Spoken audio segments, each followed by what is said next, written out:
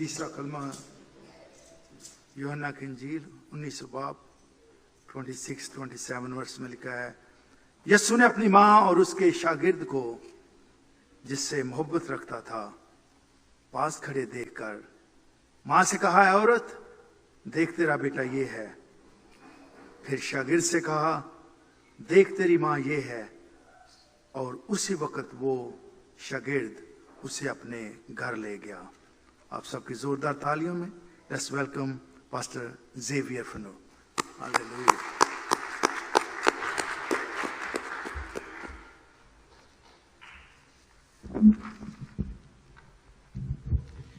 खुदावंद यीशु मसीह के अल कादर नाम में आप सबको मैं सलामत करता हूँ।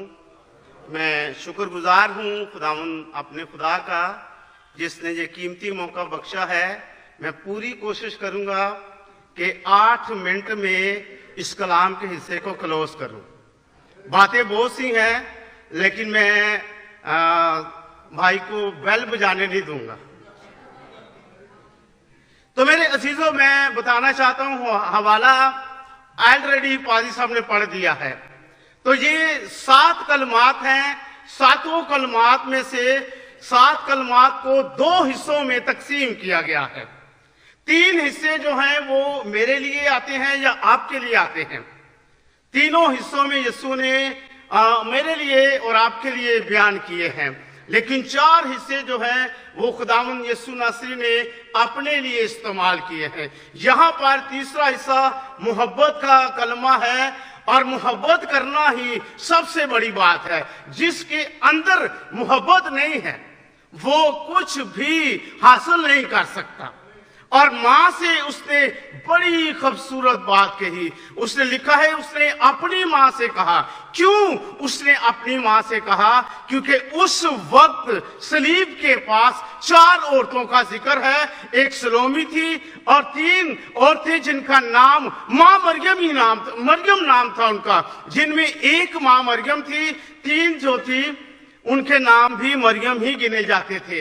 लेकिन एक शागिर्द जिसका नाम यूहन्ना रसूल था, वो मोहब्बत का रसूल क्यों कहलाया?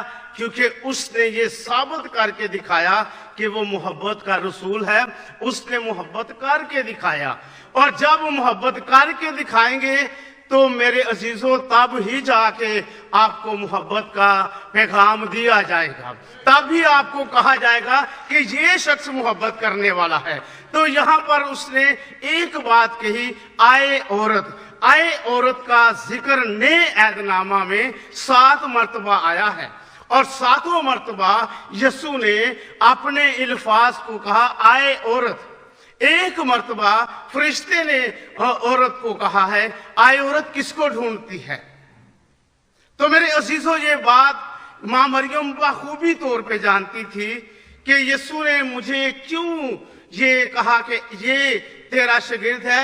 उसका नहायत तजर्बा बहुत अच्छा था। क्यों उसका तजर्बा बहुत अच्छा था? क्योंकि यही बात उसको एक मर्तबा खुदा बाप ने फरिश्ते के वसीला से उसको पैगाम दिया था कि तेरा बेटा होगा, तू उसका नाम यीशु रखना। वो इन सारी बातों को यीशु के पैगाम को जानती थी, बाप के पैगाम को जानती थी, और फरिश्ते को पैगाम को बाखूबी तौर पे जानती थी।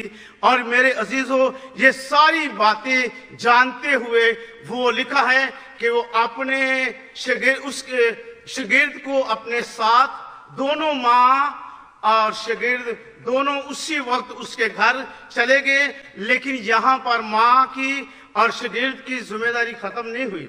यहां से ही उनकी जिम्मेदारी शुरू हो जाती है, और मैं आपको उनकी जिम्मेदारी के बारे में चंद अल्फाज बताना चाहता हूं, लेकिन लंबी मुनादी नहीं होगी। यहां पर यूहन्ना के खत में लिखा है, उससे सुनकर जो पैगाम हम तुम्हें देते हैं। जहां लफ्ज हम आएगा, इसका मतलब है वो माँ को भी साथ में ला रहा है, बहुत से लोगों को भी ला रहा है। और यहाँ पर लिखा है, जो पैगाम हम तुम्हें देते हैं वो ये है कि खुदा नूर है, उसमें जरा सी भी तारीकी नहीं है। तो मेरे अजीजों, अगर हम यीशु के मानने वाले हैं तो हमारे अंदर भी तारीकी नहीं होनी चाहिए। कोशिश करें कि अंदर से गंदगी को निकाल कर बाहर फेंकिए और पाकीज़गी को अपनी जिंदगी में आने दीजिए। तो मोहब्बत एक किस्म की नहीं है, मोहब्बत है दो किस्म की। एक मोहब्बत लालच वाली है, एक मोहब्बत सच्चाई वाली है। मैं आपको सच्चाई वाली मोहब्बत बता दी है कि खुदावंद यीशु ने सच्चाई की मोहब्बत उसे बताई माँ मरियम को और शागिर्द को। इसी में यूहन्ना के खत में उसके दूसरे बाब और दूसरे बाब की 15वीं आयत में लिखा है, ना दुनिया से मोहब्बत रखो, ना उन चीजों से जो दुनिया में है। जो कोई दुनिया से मोहब्बत रखता है उसमें बाप की मोहब्बत नहीं है। लेकिन जो कुछ दुनिया में है, जिस्म की ख्वाहिश, ये सारी चीजें दुनिया में है। अगर हम इस तरह की ख्वाहिश रखते हैं तो हम आसमान की बादशाही में जा नहीं सकते।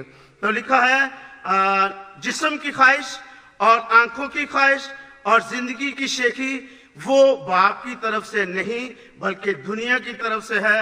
दुनिया और उसकी ख्वाहिशें दोनों मिटती जाएंगी, लेकिन जो खुदा की मर्जी पर चलता है वो अब तक कायम रहेगा। क्या आप अब तक कायम रहना चाहते हैं? तो फिर जोरदार तालियां मारे इसी जगह पर कलाम को खत्म करते हैं। आमीन।